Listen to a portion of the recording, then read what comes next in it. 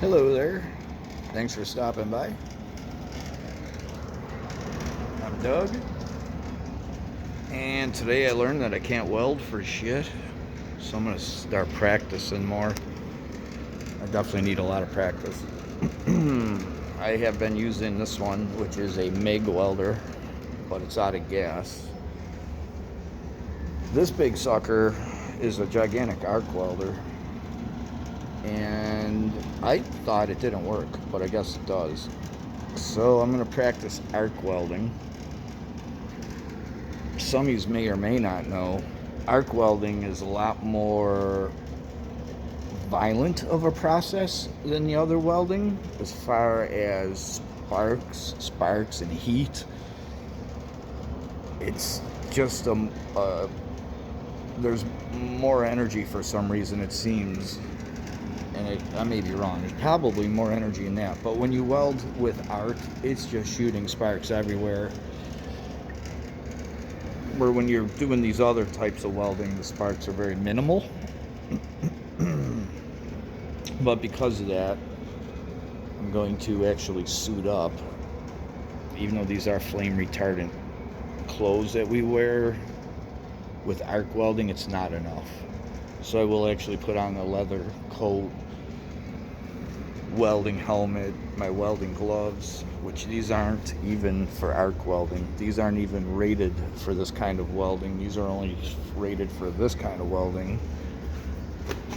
We do have some real heavy arc welding gloves.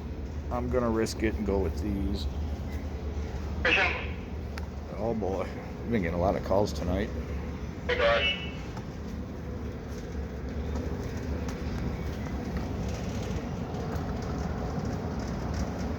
Electrician? Yeah, go ahead. Yeah, could you come up to the corner when you get a chance? Yeah, I'll be right there. You?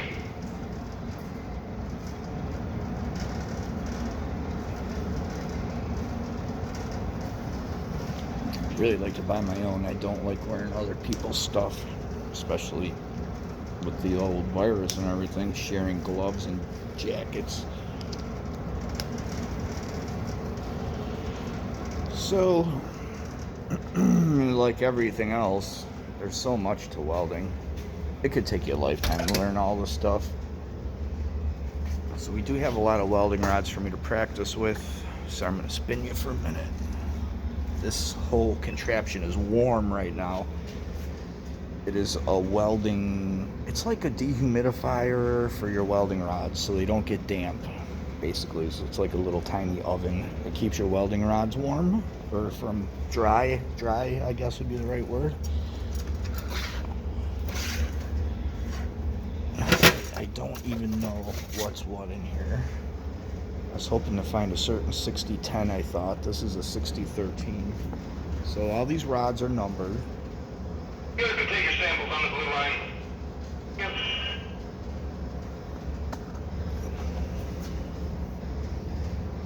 Come on, autofocus.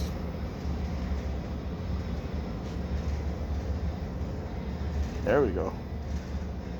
A 6013, which is just a number of the rod, and those numbers all signify something: tensile strength, position.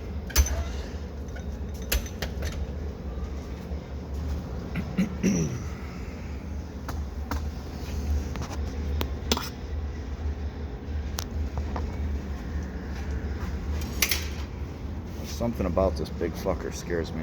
I don't know. I'm just not used to it, I guess.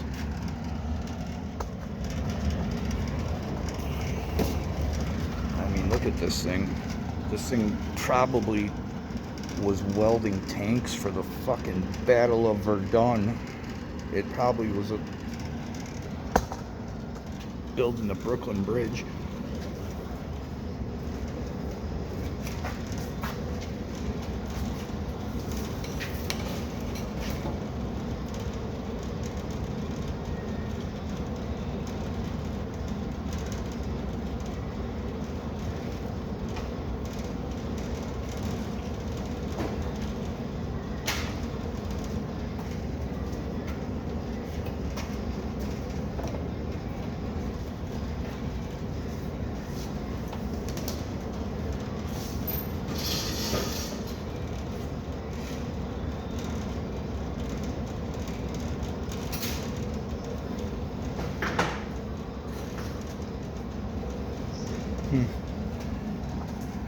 yeah, I don't think arc welding will videotape very good. I'm certain of it.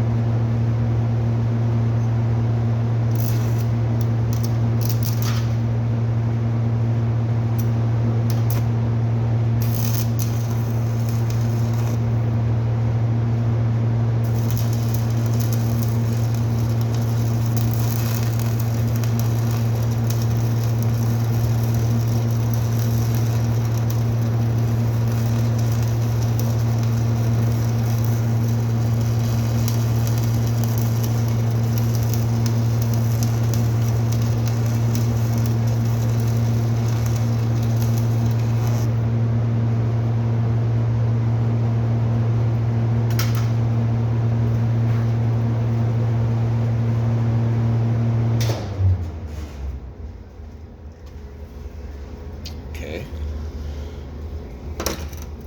So what you might have saw happen was when I tried to get started, the stick stuck to it. Getting it started is called striking the arc. It can be difficult. It's pretty common that it's a pain in the butt, it'll stick like that, but if you do it just right, like you're striking a match, it won't stick. As far as welds go, that is nothing to brag about, but I'm gonna practice with a bunch of stuff. One thing with arc welding,